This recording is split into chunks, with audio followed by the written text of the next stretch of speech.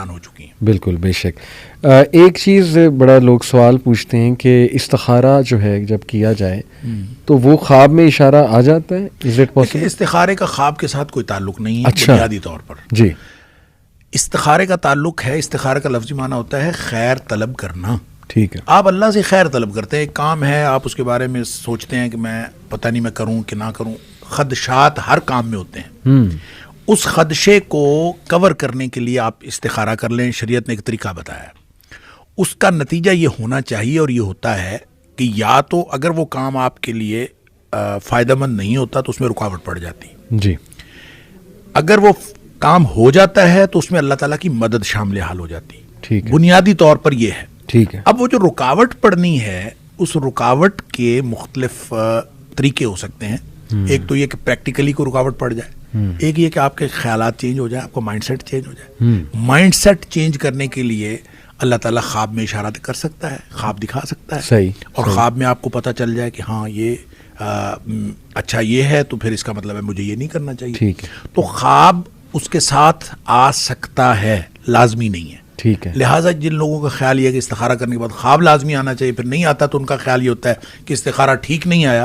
یہ کانسیپٹ درست نہیں ہے. ہاں البتہ طریقہ کار یہ ہے کہ استخارہ کریں اور کام کرنا شروع کر دیں. ایکشن لے لیں. ایکشن لے لیں اور اس ایکشن میں رکاوٹ پڑ جائے گی اس کو اللہ کی طرف سے سمجھیں. زبردست. اگر آپ کا مائنڈ سیٹ چینج ہو جائے گا اس کو بھی اللہ کی طرف سے سمجھیں. خواب آ جائے گا تو بھی ٹھیک ہے، نہیں آئے گا تو بھی ٹھیک ہے. جو اس کے بعد ہوگا یقیناً وہ اللہ کی طرف سے ہوگا.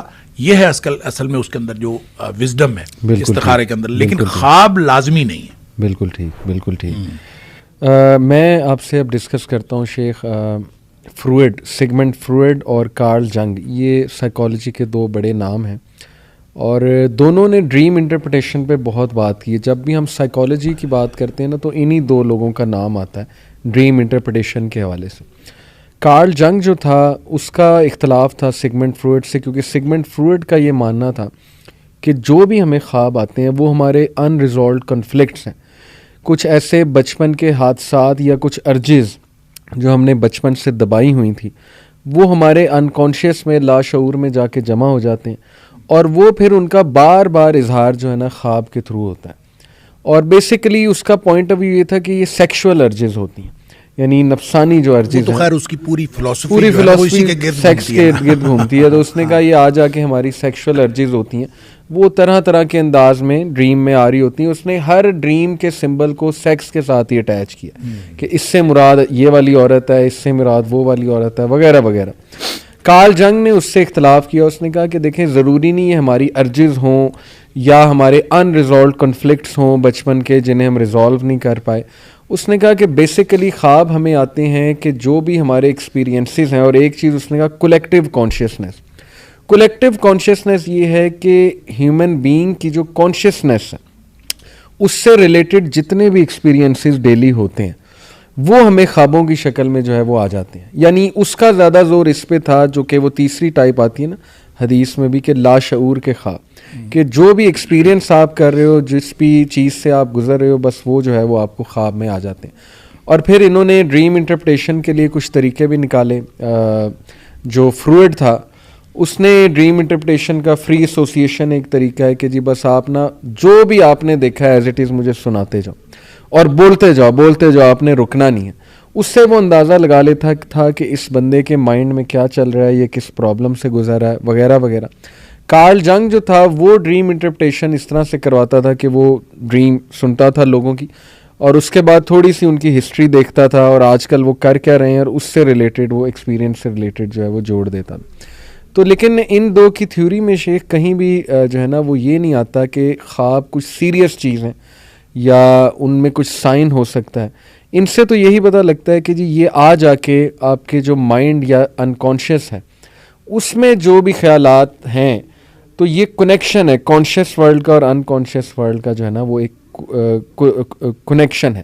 اس پہ ذرا میں چاہتا ہوں تھوڑا سا دیکھیں. یہ نا مختلف جو مفکرین جب بات کرتے ہیں نا، میں اس کو آپ اسپیسیفکلی ان دو مفکرین کی بات نہ بھی کریں اوور آل، تو اصل میں یہ جو فکر کی دنیا ہے اس میں لوگ مختلف سٹیجز پہ جا کے رک چکے ہوتے ہیں.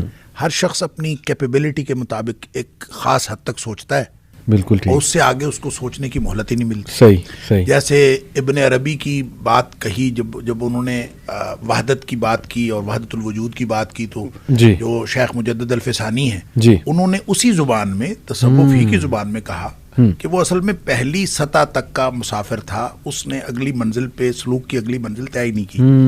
اگلی منزل پہ جاتا تو اس کو سنویت واضح ہوتی.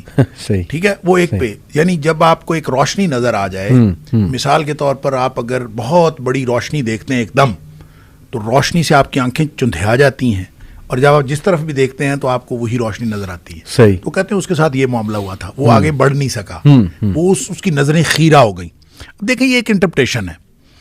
کیا جو کچھ ان دونوں نفسیاتی مفکرین نے کہا, کیا وہ آخری منزل کی باتیں ہیں جی, یا آخری سٹیج تک انہوں نے سوچا؟ اگر ہم اس کو ڈسکس کریں جی. حدیث کی بتائی ہوئی خواب کی قسموں کے بارے میں, جی. تو یوں لگتا ہے کہ یہ حدیث نفس سے آگے بڑھ نہیں سکے. اضغاث و احلام اور حدیث نفس اس سے آگے بڑھ نہیں سکے. بالکل ٹھیک. ان کو یہ رویا صالحہ کا نہ کانسیپٹ تھا جی, اور نہ انہوں نے اس کے بارے میں بات کی ہے. صحیح. انہوں نے خواب کی صرف 2 قسموں کے بارے میں بات کی. لہٰذا اگر ان کا کوئی یہ ایکسپیرینس ہوتا کہ وہ اس سے آگے بڑھتے تو شاید اس کو بھی ڈسکس کرتے. لہٰذا میں تو اس کو یہ کہوں گا کہ ان کی ڈسکشن جو ہے وہ حقیقت سے تعلق رکھتی ہے, لیکن خواب کی نیچے والی دونوں قسموں کے بارے میں. اوپر والی قسم تک نہ یہ پہنچ سکے ہیں, نہ ان کو اس بات کا شعور ہے. واللہ اعلم.